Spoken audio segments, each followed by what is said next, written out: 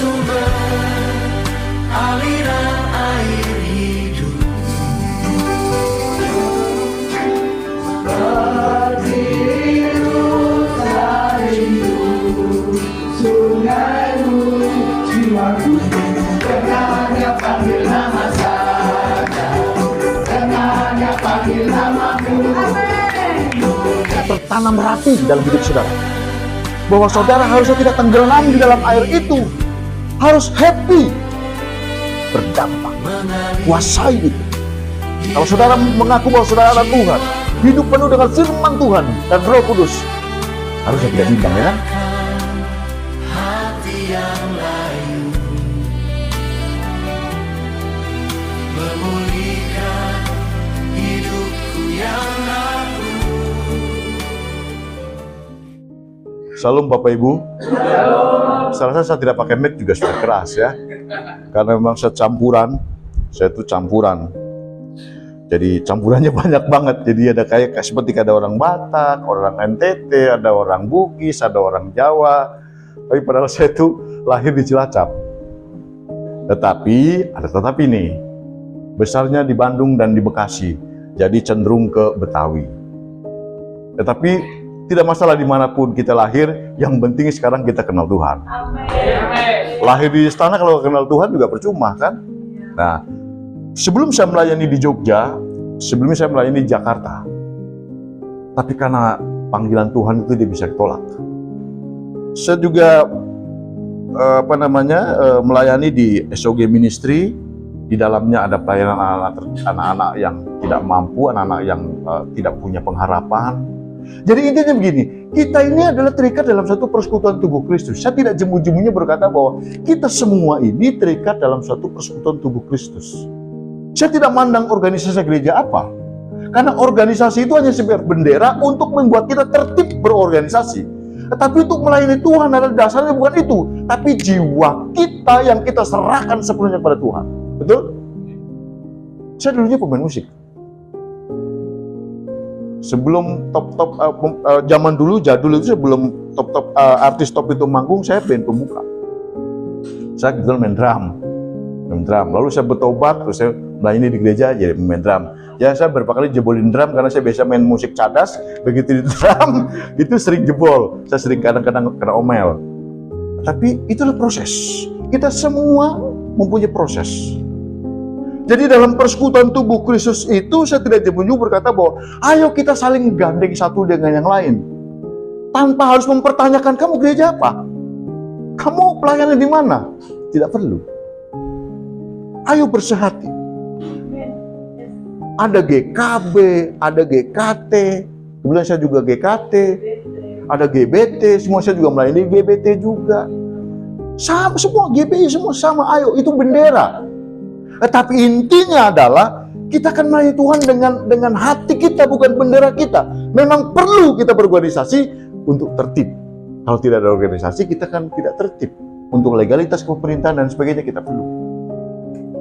Makanya saya bersinergi dengan siapapun, dengan organisasi manapun. Dan puji Tuhan saya sekarang saya masih tercatat, kalau tidak salah ya Pak Pendeta Yohanes, masih saya humas DPD GKT wilayah DIY dan Jawa Tengah, masih tercatat sebagai humas sampai tahun kapan ya? Itu mubes itu 2 tahun lagi lah ya, masih bisa gitu. Dan juga pengurus Leader Impact Internasional untuk wilayah DIY Jawa Tengah, dan juga dipercaya untuk di Haga Institute untuk wilayah Indonesia. Dan puji Tuhan, sekarang kita ada bersama-sama dengan saudara semuanya. Saya mau katakan di sini bahwa ayo kita bersama-sama bergandengan tangan. Apakah memberitakan Injil harus jadi pendeta? Apakah memberitakan Injil harus jadi menjadi evangelis? Tidak. Karena firman Tuhan katakan, pergilah ke seluruh bumi dan jadikanlah semua bangsa muridku. Apa dikatakan kamu harus sekolah pendeta dulu untuk menyampaikan kabar baik itu? Amanat agung itu. Amanat agung itu adalah tugas kita semua sebagai anak-anak Tuhan. Begitu kita sudah mengaku dibaptis dalam nama Tuhan Yesus Kristus, maka kita punya kewajiban untuk menelurkan, untuk menularkan semua, untuk bekerja, bergerak semuanya. Garam berfungsi manakala dijadikan sebagaimana fungsinya. Pelita juga dapat bisa berdampak manakala ia difungsikan sebagaimana mestinya. Kalau garam hanya ditaruh di dapur dan tidak pernah dipakai, berdampak nggak? Tidak. Kurang asin, tapi tidak kasih garam. Apalagi dalam tantangan dunia sekarang ini yang begitu banyak tantangan buat kita. Apa sih tantangan kita dalam bergereja? Kira-kira apa tantangan kita dalam bergereja? Saya tadinya sebenarnya mau bawa slide, mau bawa proyektor. Cuman saya naik kereta jadi susah bawanya. Saya biasa pakai, jadi kita lebih jelas, lebih presentasinya lebih jelas. Tapi karena bawa kereta, saya pikir, waduh saya sudah kayak perantauan ini, bawa koper, bawa tas. Jadi saya tidak bawa, saya tinggalkan di rumah. Jadi apa sih sebenarnya tantangan kita sebagai anak Tuhan? Seringkali kan, lingkungan, seringkali bukan. Tantangan terbesar dari diri kita sendiri. Benar nggak? Kita mau maju atau tidak, itu tergantung kita. 1000 pendeta pun berdoa untuk kita, mengajak kita untuk aktif dalam gereja. Kalau ada penolakan dari diri kita, terjadi nggak itu? Tidak terjadi. Karena sejatinya hubungan kita dengan Tuhan adalah hubungan personal, bukan hubungan komunal. Kalau hubungan komunal itu piknik ke Palembang kemarin komunal, community, ayo. Tapi secara pribadi kan tidak. Tapi ibadah adalah hubungan pribadi, bukan komunal. Karena bukan hubungan komunal, maka perlu ada hubungan yang intim dengan Tuhan. Bagaimana caranya? Saya tadi malam duduk biasa di pastori Pak Pendeta itu, memang saya suka duduk situ, ada semacam ikan apa tuh? Ikan koi ya? Ikan koi. Saya berpikir di situ. Ikan berenang dengan santainya, dengan gembiranya, tanpa takut dia tenggelam. Mungkin ini konyol pertanyaan seperti ini ya, tapi coba renungkan. Ikan berenang dengan santainya di dalam air itu, seolah-olah tidak ada beban. Ini artinya apa? Karena dia percaya bahwa dia hidup di air itu. Terus bagaimana dengan anak Tuhan? Dikatakan saya sudah hidup dengan Tuhan, tapi masih gelisah. Berarti dia tidak percaya dengan kalau ikan dengan air yang sekelilingnya. Kalau kita berkata, aku hidup dengan Tuhan, tapi masih kita berkata, aduh aku takut, aku gak bisa makan besok, aku gak bisa nyekolahkan anak. Sama halnya kita melihat ikan. Kan renang tuh ikan. Saya semalam dapat, aduh ya Tuhan luar biasa. Seringkali saya khawatir. Padahal kita harus percaya bahwa air yang sekeliling kita tuh tidak mungkin menenggelamkan orang namanya ikan. Kan hidupnya di air. Anak Tuhan hidupnya di mana? Di dalam Tuhan. Kok masih khawatir? Coba sekarang saya mengajak saudara untuk membayangkan saudara ini ikan koi. Coba bayangkan sekarang. Saya waktu kasih 1 menit. Bayangkan saudara ini ikan muter-muter dalam kolam. Apa yang saudara rasakan? Takutkah? Happy kah? Atau apa? Happy. Demikian juga kita sebagai anak Tuhan harusnya happy di dalam lingkungan anak Tuhan. Di dalam lingkungan kuasa Roh Kudus. Tapi kenapa kita bingung? Ironi bukan? Jangan dikatakan bukan. Ironi. Saya lebih banyak slide-slide tentang ikan dan sebagainya, supaya kita lebih gampang memahami tentang firman Tuhan. Saya tidak akan berbicara tentang teologi yang tinggi-tinggi, karena itu teologi yang tinggi-tinggi justru cenderung kita malah bingung, akhirnya mengambil keputusan salah. Kita akan ambil saja teologi sederhana saja, ikan saja. Nggak usah jauh-jauh. Ikan begitu luar biasa dia berenang dengan sukacita tanpa takut dia tenggelam. Mungkin pertanyaannya, ya betul Pak Pendeta, ikan kan hidupnya di air, yang nggak takut tenggelam. Tapi kenapa kita sebagai anak Tuhan yang hidup di dalam firman Tuhan dan kebenarannya, kenapa kita masih takut? Betul?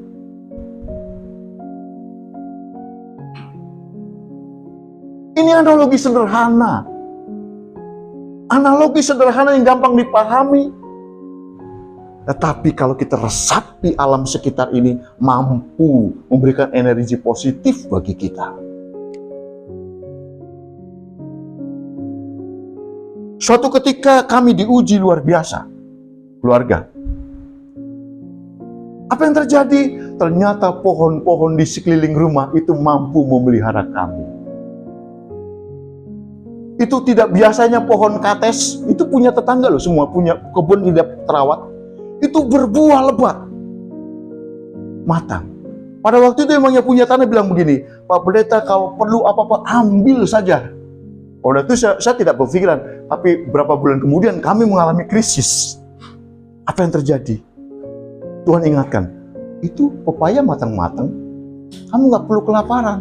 Betul saudara-saudara, Tuhan pelihara melalui kates kamu sekeluarga. Luar biasa. Anakku lihat, tapi Tuhan izinkan kami betul-betul dipres. Tapi saya tidak menanam pohon itu. Saya tidak menanam sayuran itu. Cuman Tuhan begitu baik. Berapa bulan yang lalu orang yang punya kebun itu berkata, Pak Pendeta kalau mau nyayur ambil saja. Kalau mau makan ambil buah, nangka semuanya ambil saja. Nggak apa-apa. Waktu itu masih ada uang yang nggak kepikiran ke sana-sana. Tapi ternyata Tuhan tunjukkan pada saat Tuhan izinkan tidak ada apa-apa. Buah kates itu. Jadi saya kayak Tarsan, berapa minggu itu kayak Tarsan. Makannya buah, saya tidak malu. Kenapa? Ini untuk kesaksian. Saya ikan hidup di air. Kenapa takut tenggelam? Kita anak Tuhan, dijamin oleh firman Tuhan. Kenapa takut melangkah? Itu artinya. Jadi saya langsung berdoa sama istri, nangis ya Tuhan. Ternyata ini perkataan yang pemilik rumah berapa bulan yang lalu. Waktu itu kami tidak memikirkan, oh ya, buah gampang lah. Tapi ternyata pada saat Tuhan izinkan terjadi, ada pintu Tuhan terbuka. Buah itu berbuah lebat dan manis. Jadi yang tadinya maaf kata yang harusnya susah BAB lancar, belum. Kenapa? Berapa? Ada seminggu atau 2 minggu, makanya kates. Ini kesaksian real. Jadi, dan buktinya saya masih sehat sampai sekarang. Cuman saya nggak bisa karena makan buah terus ya masih tetap begini. Jadi saya mengajak Bapak Ibu Saudara semuanya bahwa kalau ikan tidak takut tenggelam, kita juga anak-anak Tuhan yang hidup di dalam kekuasaan firman Tuhan juga tidak takut apapun. Percaya bahwa ada pemeliharaan di air itu, ada pemeliharaan dalam firman Tuhan itu. Maka Pak Pendeta Yohanes Subagio menciptakan pujian Yesus sumber aliran air hidup. Itu sudah ada di YouTube. Punya Bu Ika volume 6 ya. Nanti 2 minggu lagi mungkin edar juga bisa dinikmati oleh semuanya. Biar adil, itu ciptaan Pak Puradi juga. Mana Pak Puradi? Biar adil, itu ciptaan berdua. Nanti bisa didengar. Nanti fotonya dipajang berdua. Ya. Jadi intinya seperti itu Bapak Ibu semuanya. Nah, mari kita akan baca sebagai ayat pembuka kita. Efesus 4 ayat 16. Efesus 4 ayat 16. Daripadanya lah seluruh tubuh yang rapi tersusun dan diikat menjadi satu oleh pelayanan semua bagiannya. Ya. Sesuai dengan kadar pekerjaan tiap-tiap anggota, menerima pertumbuhannya dan membangun dirinya dalam kasih. Ya, daripadanya lah seluruh tubuh yang rapi tersusun dan diikat menjadi satu oleh pelayanan semua bagiannya, sesuai dengan kadar pekerjaan tiap-tiap anggota, menerima pertumbuhannya dan membangun dirinya dalam kasih. Masing-masing membangun dirinya dalam kasih. Jadi kita bersekutu dalam Tuhan ini, boleh berlomba-lomba dalam iman, tapi membangunnya harus dengan kasih, bukan atas dasar kesombongan, aku bisa kok, tidak. Tapi membangunnya atas dasar kasih. Persekutuan tubuh Kristus itu harus kita jaga. Supaya apa? Supaya kita menjadi ikan-ikan pun yang tidak takut di dalam air, tidak takut tenggelam. Kita sebagai anak-anak Tuhan pun tidak takut Karena ada pemeliharaan air sumber, aliran air hidup. Jadi pertanyaannya, kenapa kita sering masih takut? Ya kan? Kan pertanyaannya sederhana, simpel. Makanya kalau saudara takut, saudara bayangkan jadi ikan. Ikan di air besar kayak apapun, dia tidak takut tenggelam. Memang sepertinya konyol pertanyaan ini, tapi coba perenungkan baik-baik. Bukankah kita juga berada di tengah-tengah kebenaran firman Tuhan yang luar biasa? Anggap sebagai samudera yang tidak habis-habis airnya. Tapi kenapa kita masih takut melangkah? Takut berbuat baik, takut memberitakan kabar baik kepada sesamanya. Jadi saya berharap Bapak Ibu semuanya sekarang mulai hari ini, ayo bergandengan tangan. Saling bahu-membahu dalam kasih. Bukan bahu-membahu dalam kesombongan, bukan bahu-membahu dalam keegoisan masing-masing. Tetapi bersatu. Maka dalam pembangunan kemah suci tabernakel, dalam Keluaran pasal 25, itu dalam pembangunan tabernakel masing-masing mau dibersihkan, mau disucikan dari bahan-bahan itu, mau disucikan dari emas juga mau disucikan, diambil dari tanah, dibersihkan, ditempa sedemikian rupa menjadi peralatan untuk kemah suci.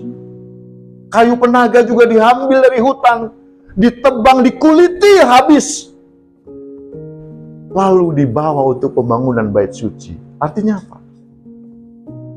Kalau kita mau menjadi bagian dari pembangunan tubuh Kristus, maka masing-masing diri juga harus introspeksi, mau diproses.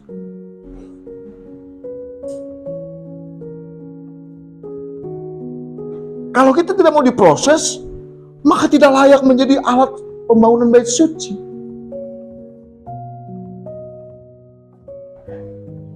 Masing-masing kita ini tentu dengan perjuangannya masing-masing. Untuk datang ke sini aja kan perjuangan.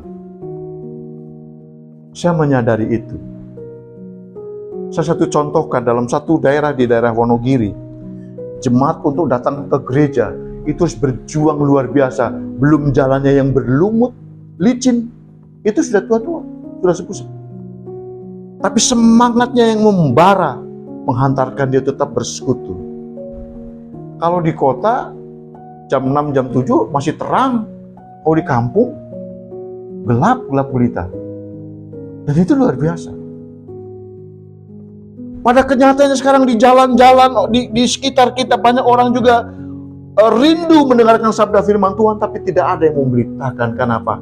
Orang terpaku pada pakaiannya, dekil, kumel, dan sebagainya. Betul?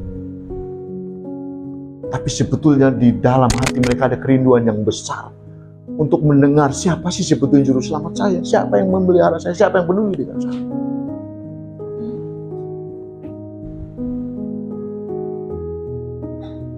Banyak juga orang-orang yang memang keadaan harus terikat dengan kuasa-kuasa kegelapan. Dia mau bicara sama siapa? Dia ingin lepas dari semua itu, tapi bicara dengan siapa? Karena cenderung yang hanya berlabelkan orang Kristen cenderung tidak peduli dengan sesamanya. Yang berlabel loh ya. Tapi kalau yang Kristen benar, yang pengikut Kristus, dia akan peduli.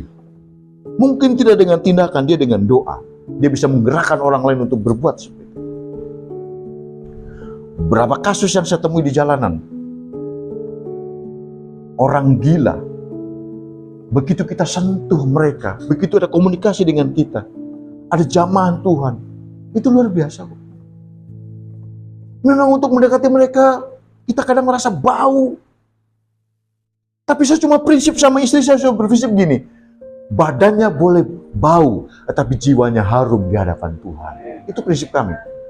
Maka kami berdua-duit, lansia ini, saya sudah lansia, karena udah dewasa, lansia kan ya. Saya rangkul, istri saya rangkul, mandiin. Karena yakin, di balik baju yang kumel, tersembunyi jiwa yang harum di hadapan Tuhan. Begitu dia merasa kelepasan, begitu dia merasa ada kesentuhan kasih, dia berkata, Pak Pendeta, doakan saya. Makanya kami sedang bergumul untuk adanya satu tempat. Supaya nanti orang-orang seperti itu bisa kami bina, beri kami keterampilan, bina imannya dan kasih keterampilan. Jadi saya sedang bergumul untuk itu. Kemarin ada salah satu pesantren menawarkan saya, Pak Pendeta, ini ada tanah, Pak Pendeta beli kalau untuk melayani umat. Luar biasa kan? Kalau bukan karya Roh Kudus, tidak mungkin itu terjadi. Karena air dan minyak tidak mungkin bersatu, tapi dalam Tuhan tidak mustahil. Dan itu membutuhkan ketulusan dari kita. Dari sudut mana kita memandang manusia di hadapan kita? Apakah dari sudut status sosial? Atau dari sudut pandang Tuhan, jiwa harum di matanya? Karena saya merasa dulu saya bukan orang baik, seorang yang berdosa, seorang yang tidak berguna. Tapi ternyata saya jiwanya harum di hadapan Tuhan, sehingga ada orang yang mau memberitakan Injil kepada saya. Dulu saya pemain musik dunia. Jadi jujur saja, pagi saya main musik luar biasa di gereja. Nanti sore saya harus manggung. Tapi bukan musik-musik yang biasa seperti ini, musik-musik yang zaman dulu rock itu. Tetapi Tuhan harus kasih pilihan. Mau melayani aku atau kamu menyenangkan yang lain? Main musik tidak hina, tidak. Itu talenta. Tapi pada saat itu saya salah memandang musik itu. Bahwa saya bisa segalanya dengan musik. Memang betul saya bisa beli apa segala macam. Itu yang salah di hadapan Tuhan. Pemain musik tidak salah. Karena itu talenta yang dikembangkan. Menyenangkan orang. Yang salah adalah hati kita seringkali memperlakukan pekerjaan kita tidak semestinya.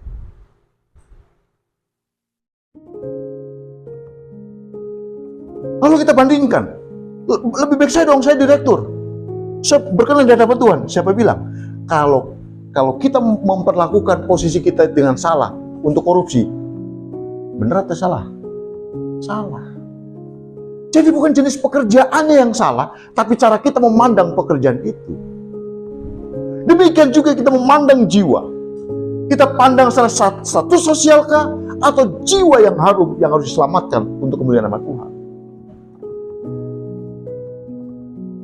Jadi kita akan bergandengan tangan. Ayo kita bergandengan tangan. Mulai hari ini kobarkan semangat jiwa kita untuk sedikit memberitakan kabar baik. Saya beritahu, kita bisa memberitakan Injil tanpa bersuara. Bagaimana caranya? Menjadi garam dan terang yang berdampak bagi lingkungan kita. Itu caranya. Sekarang ini terlalu banyak pembicara, tapi pendengar sedikit. Saya berharap saudara semua sekarang pulang dari sini punya semangat baru menjadi pemberita-pemberita Injil tanpa bersuara, tapi dengan tindakan nyata. Menjadi garam dan terang yang berdampak bagi sesama. Karena firman Tuhan katakan semakin banyak berkata-kata, semakin banyak salah dia. Kalau tidak introspeksi diri. Makanya biasanya saya setelah khotbah saya minta ampun, Tuhan kalau saya salah ngomong. Itu harus. Karena kita semua kita bukan orang suci, kita bukan orang benar, kita bukan orang baik.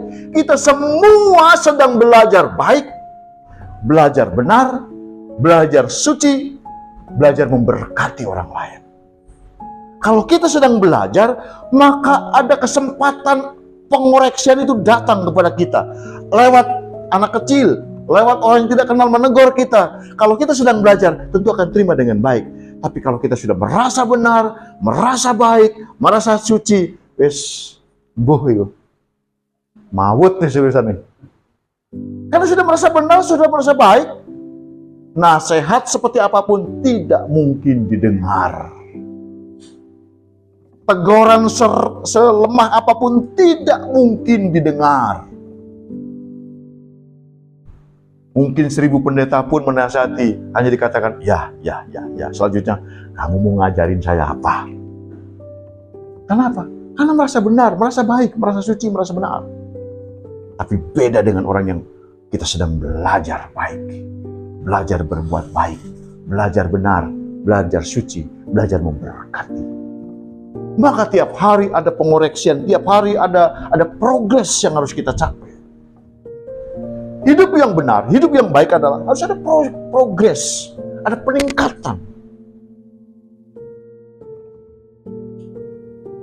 Saya dulu waktu remaja termasuk atlet tinju.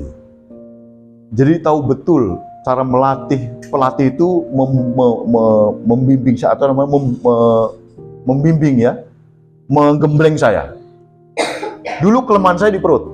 Jadi kalau tinju begitu kena perut langsung KO udah, nggak tahan. Justru di saat kelemahan itu terjadi, pelatih hajar terus perut saya. Kasih treatment supaya perutnya kuat.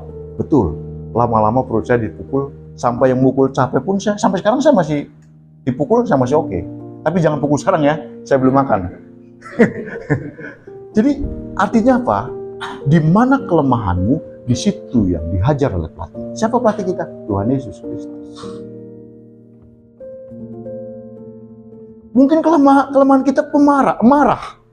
Jadi dipastikan tiap hari bikin orang kita marah. Itu udah pasti. Banyak kelemahan kita adalah gampang tersinggung. Tiap hari orang akan menyinggung kita. Tapi semakin hari kita menyadari bahwa inilah kelemahan saya Tuhan, bahwa ini kelemahan saya Tuhan, tiap hari Tuhan akan hajar. Itu menjadi pribadi yang tangguh. Menjadi pribadi atau gereja Tuhan yang tangguh. Nah, persekutuan tubuh Kristus itu berbicara mengenai gereja. Ya kan? Di gereja itu kan tempatnya orang bermacam-macam. Ada yang merasa suci, ada yang merasa benar, ada yang merasa minder, aku nggak bisa apa-apa. Jadi kalau panitia Natal ditunjuk cuma ya, padahal di belakangnya ngedumel. Karena tidak bisa mengungkapkan sesuatu. Ada seperti itu. Tapi sadarilah bahwa itulah dinamika dalam bergereja.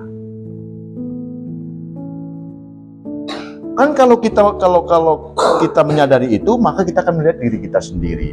Tadi pagi Pak Pendeta juga khotbah tentang anatomi tubuh. Nah, karena saya sudah persiapkan jauh-jauh hari, saya tidak mau goyah, saya tetap akan ini. Walaupun tadi sudah dikhotbahkan di gereja beliau, tapi karena saya sudah persiapkan dan saya harus sampaikan ini dengan perspektif yang berbeda. Kalau kita menyadari bahwa kita adalah anggota tubuh, maka kita menyadari juga masing-masing anggota tubuh berfungsi sesuai bagaimana mestinya. Coba perhatikan, kalau mau Natal, bentuk panitia rapat, pasti ada yang suka ngomong terus, usul ini, usul itu, wah, kalau nggak ditanggapi ngambek. Tapi mulai sekarang harus sadar, oh dia memang bagiannya mulut dari anggota tubuh kita. Kalau dia ngomong malah katanya sariawan, wajar saya biarin saja, karena memang kerjanya ngomel. Kan ada kan, tiap Natal ada pasti. Dulu di Bekasi banyak, di sini juga kayaknya ada. Ya. Jadi pokoknya usul, wah, pokoknya muluk-muluk. Ya karena dia mulut. Tapi ada juga yang tidak ada kata, tidak sat-sat kerja, karena dia tangan. Sat-sat atau dia pasang. Tapi yang mulut, wah, kurang Rono, kurang. Wih, salah. Sampai tangan puyeng. Ini sebetulnya mau di mana taruh? Tapi kalau masing-masing menyadari anggota tubuh itu bekerja sama, indah. Suatu saat saudara akan kangen. Pak Ikun dia sih ngomong tuh suara ini. Nah, kan hanya kangen kan suasananya itu. Karena suatu saat pasti kita akan ada rasa kangen. Wah, Pak Ikun nggak datang, nggak ramai, nggak ada yang ngaru-arui gitu kan. Jadi itulah fungsinya anggota tubuh Kristus. Kalau kita menyadari itu, maka akan baik. Akan saling menyapa satu yang lain. Dan kalau kita menyadari itu juga, itu ada pengoreksi dalam hidup kita.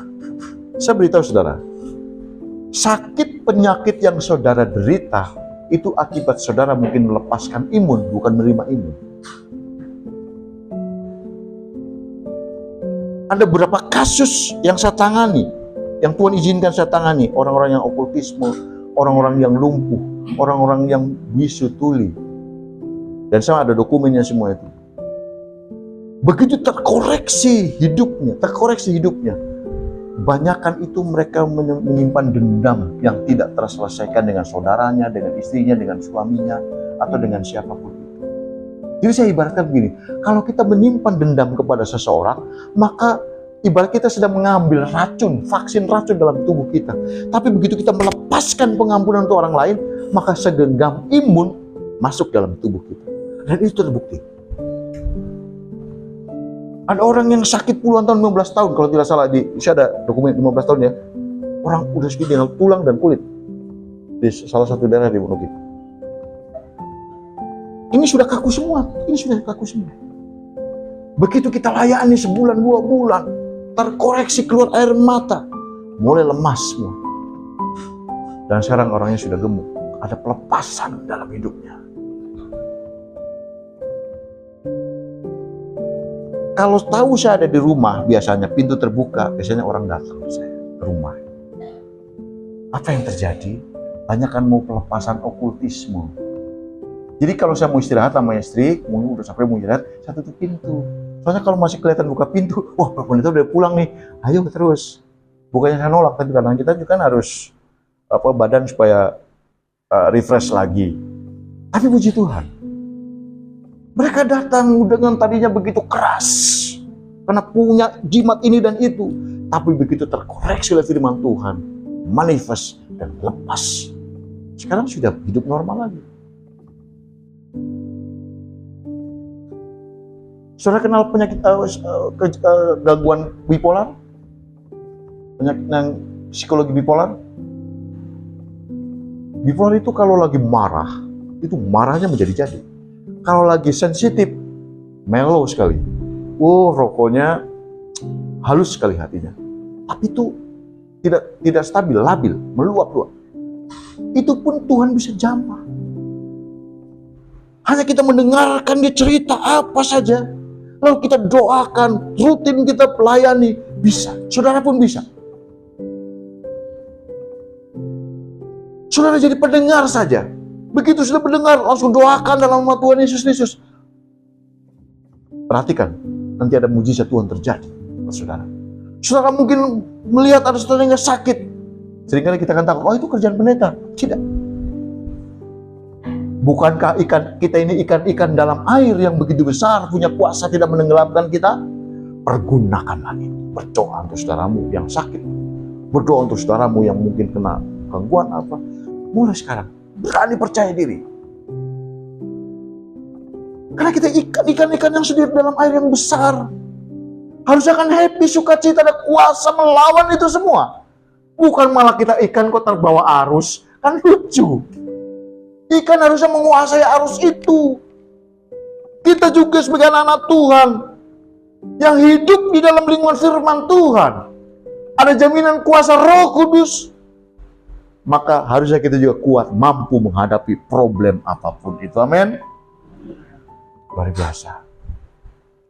Jadi dalam persekutuan tubuh Kristus, mari ayo kita bergandengan tangan. Tadi ada new haleluya, berarti yang dulu yang old haleluya sudah ditinggalkan ya. Kan jadi old jadi new kan. Jadi yang old sudah ditinggalkan menjadi new. Nah, tapi wife nggak new kan? Wife-nya nggak ya. Harus selalu old ya, yang lama aja nggak bisa habis ya kan. Jangan, karena kita di Tuhan memang harus kita bersatu. Haleluya boleh new, tapi wife jangan new. Satu itu saja. Ya, saya berharap mungkin pertemuan ke depan tambah sukacita, tambah penuh. Syaratnya apa? Jadilah saudara ikan yang mampu menguasai air itu. Sekarang sebelum kita akhiri, saya mengajak saudara untuk membayangkan saudara ini ikan dulu. Karena saya penting ini, benar kuat. Saya kasih waktu 1 menit untuk membayangkan bahwa saudara adalah ikan yang ada di air begitu besar.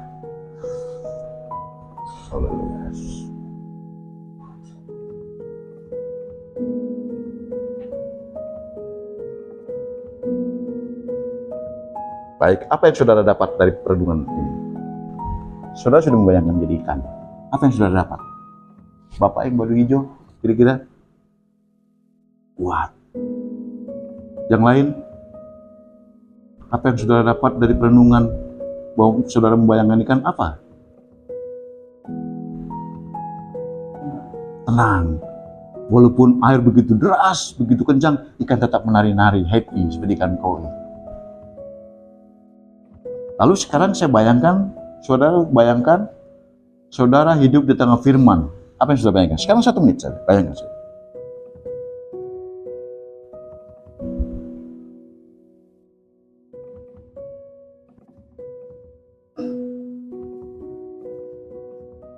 Sudah? Nah, setelah saudara bayangkan bahwa saudara di tengah-tengah firman, seharusnya sikap apa yang harusnya saudara ambil saat ada masalah? Baju hijau lagi? Ada pengharapan. Kenapa? Samudra begitu besar pun mampu kita hadapi. Bapak, you haleluya.